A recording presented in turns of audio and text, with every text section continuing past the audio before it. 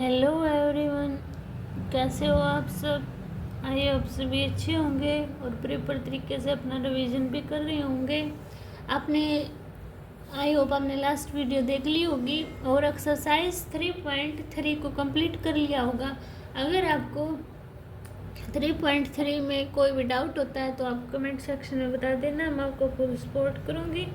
तो देखिए, आज हम एक्सरसाइज 3.4 करेंगे। उससे पहले हम इसका इंट्रोडक्शन करेंगे, ठीक है, कि क्या होगा इस एक्सरसाइज में, क्या कुछ होता है, ठीक है। तो देखो, इसमें हमारे लगेंगे एलिमेंट्री ऑपरेशन। क्या लगेंगे? Elementary operation. तो हम सबसे पहले समझेंगे एलिमेंट्री ऑपरेशन होते क्या है। देखो, जैसे कि हमारे पास ऐसे मैट्रिक्स दी हुई होती है ना, 1 2 3 4 5 6 7 8 9, है ना। ये ऐसे तो हमारी क्या होती है, रोज होती है ना हमारी रोज। तो R2 और ये R3, और ये क्या होते हैं हमारे कॉलम। तो C1 C2 C3, ये हमारे कॉलम होते हैं, ठीक है। इसमें हम क्या करेंगे, इस एलिमेंट्री ऑपरेशन में जैसे हम टाइप करेंगे कुछ इंटरचेंजिंग, मल्टीप्लिकेशन, एडिंग, सब्ट्रैक्शन, ठीक है, जो हमारी एक्सरसाइज में यूज होंगे। इसमें क्या है, एक बात ध्यान रखना है, अगर हम इंटरचेंजिंग कर रहे हैं तो पूरी की पूरी रो में होगा। कुछ ऐड कर रहे हैं, कुछ माइनस कर रहे हैं, या फिर कुछ मल्टीप्लाई कर रहे हैं, तो क्या होगा, पूरी की पूरी रोज में चेंज होगा और पूरे के पूरे कॉलम में चेंज होगा। यानी इस इसमें कर देंगे एक वर्ड में नहीं, इस पूरी रो में होगा चेंज होगा, तो इस पूरे कॉलम में होगा चेंज होगा, तो ठीक है। तो देखिए कौन कौन से इसमें तरीके हैं, टाइप है। सबसे पहला आता है मेरा interchanging of 2 rows and column. अब देखो ये होता क्या है, इसमें देखो, जैसे कि मैंने R1 R2, इसमें मैंने क्या किया, जो मेरी R1 थी ना उसको तो R2 की जगह लिख दिया और R2 को R1 की जगह लिख दिया। कैसे लिखूंगी, लिखा मैंने जैसे R2 को R1 की जगह, जैसे 4 5 6, और R1 को R2 की जगह लिखा 1 2 3 और 7 8 9 एज इट इज। ऐसे करना है मुझे, ठीक है, समझ आया सभी को। ऐसे मुझे इसकी इंटरचेंजिंग करनी है, ठीक है। अब देखो, इंटरचेंजिंग के बाद दूसरा आता है मेरा multiplication of element of row column by non zero. जैसे मैंने क्या मान लिया, R आई मेरे पास रो है, इसको मैंने क्या कर दिया, K से मल्टीप्लाई कर दिया R आई को। यानी कि जैसे हम किया था ना, अगर यहाँ पे 2, जैसे फर्स्ट रो को मान लो R1 है, उसको मैं 2R1 से मल्टीप्लाई कर रही हूँ, तो इस इक्वेशन को R2 से मल्टीप्लाई करना, तो यहाँ पे 8 आएगा, यहाँ पे 10 आएगा, यहाँ पे 12 आ जाएगा। ऐसे करना है, ठीक है, समझ आया। कॉलम का भी ऐसे है, जैसे कोई कॉलम है उसको फर्स्ट कॉलम को करना है तो KCI, यानी कि उसको फर्स्ट पूरे के पूरे कॉलम को मल्टीप्लाई करना है हमें, ठीक है, समझ आया इतना सभी को। अब देखिए मेरा थर्ड मेरा होता है एडिशन। क्या होता है मेरा third? Addition, subtraction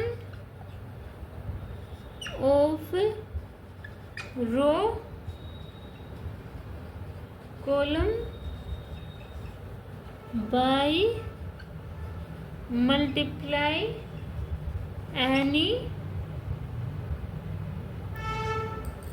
non zero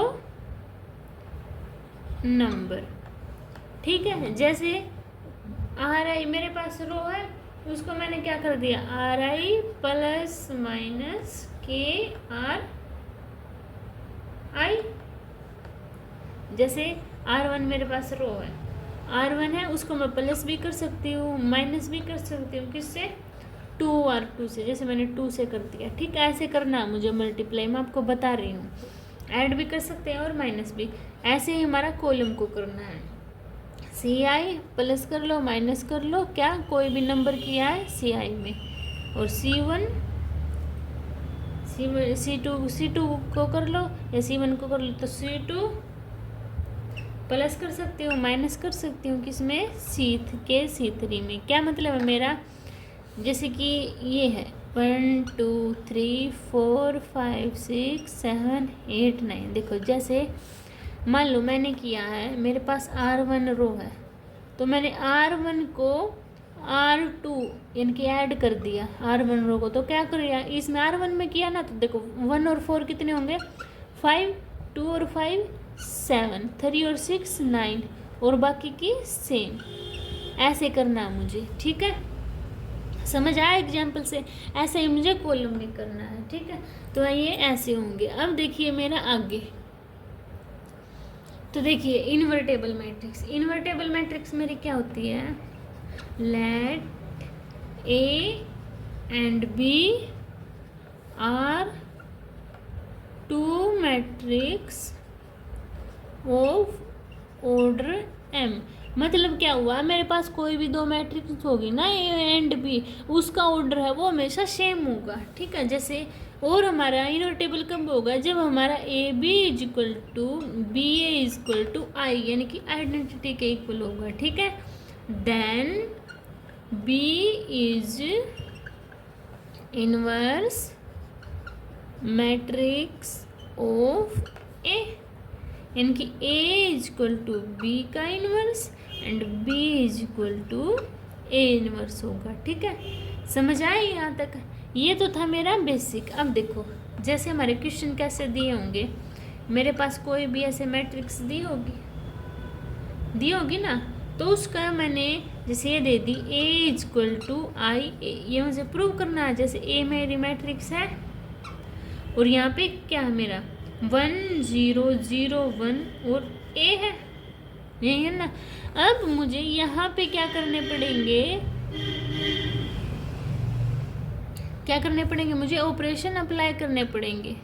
अगर रो पे कर रहे हैं तो रो पे, और कॉलम पे कर रहे हैं तो कॉलम पे। इसको मुझे जो मैट्रिक्स दी हुई होगी ना, उसको मुझे ये बनाना होगा, ठीक है?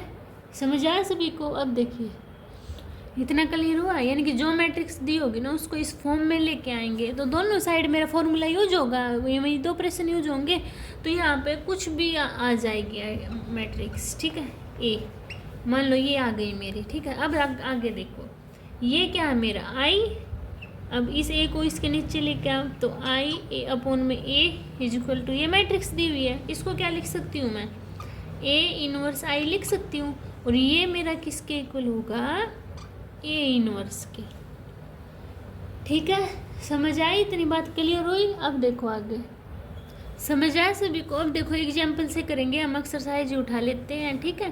तो इसका फर्स्ट क्वेश्चन देखो। फर्स्ट क्वेश्चन में मेरे पास क्या दिया हुआ? 1 -1 2 और 3, यानी कि A मैट्रिक्स हमारे पास क्या दी हुई है? 1 -1 2 3। हमें किसके इक्वल प्रूव करना था? A is equal to I A के, है ना? तो A की वैल्यू लिखो पहले, A की 1 -1 2 और 3, और I कितनी है मेरे पास? 1 0 0 1, यही होती है ना आइडेंटिटी की, और A। अब इसको आइडेंटिटी बनाना होता है ना, तो इसको देखो 1 है, यहाँ पे 1 है, तो इसको तो कुछ करने की ज़रूरत नहीं 1 को। तो देखो R2 को मैं यहाँ पे 0 बनाना है ना, तो क्या करूँ?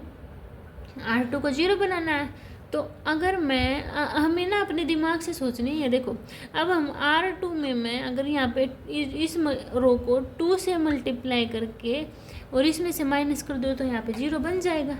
तो करना, देखो इसको करना है ना 2 से मल्टीप्लाई, तो देखो साइड में कर लेना, 2 - 2 आया है ना, ऊपर वाला तो सेम एज इट इज, इसको करो 2 में से 2 गया 0, और -3 + 5 2 कितना हो गया? 5 इज इक्वल टू 1 0।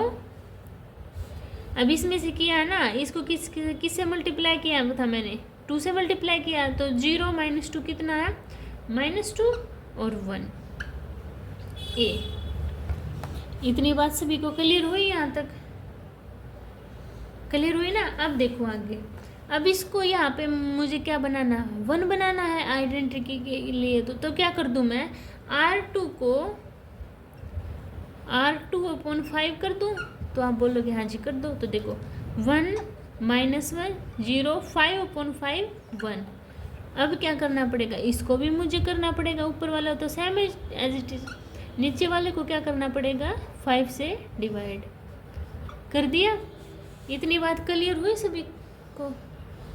अब देखो इतना तो मैंने कर दिया है ना। अब मुझे क्या करना है, अब मुझे यहाँ पे 0 बनाना है। यहाँ पे 0 बनाने के लिए अगर मैं इसको ऐड कर दूँ R2 को इससे, तो मेरा 0 बन जाएगा। क्या करूँगी मैं अगर मैं R1 में R1 + R2 कर दूँ, देखो 0 में 1 ऐड किया तो 1 ही, और यहाँ पे -1 + 1 कितना आया, 0 और 0 1, ये तो दिया ही हुआ है ना। अब इसको भी करो फिर 1 में क्या ऐड करना है मुझे, 1 -2/5 दिया हुआ है, तो 5 में से 2 गए, कितना बचा 3/5। 1/5 में 0 ऐड किया 1/5, नीचे वाला सेम -2/5 1/5 ए। इतनी बात समझ में आई। तो देखो ये आइडेंटिटी बन गया। तो इस ए को इस साइड लेके जाएंगे तो A इनवर्स = 3/5 1/5 -2/5 1/5। ये मेरा आंसर आ गया। समझ आ सभी को, ऐसे मुझे सोल्व करने हैं। ठीक है, अब देखो सेकंड क्वेश्चन, देखो 2-3 क्वेश्चन की हम प्रैक्टिस कर लेते हैं, ठीक है, ताकि आपको इंट्रोडक्शन अच्छे से समझ आ जाए। तो देखो सेकंड क्वेश्चन, इसमें मेरे पास ए मैट्रिक्स में क्या दिए हुए हैं, 2 1 1 1। सभी में मुझे वही यूज करना है, A = IA। ए की वैल्यू लिखो 2 1 1 1 = I की लिखो 1 0 0 1 और A। यहाँ पे क्या बनाना है, मुझे आइडेंटिटी बनानी है।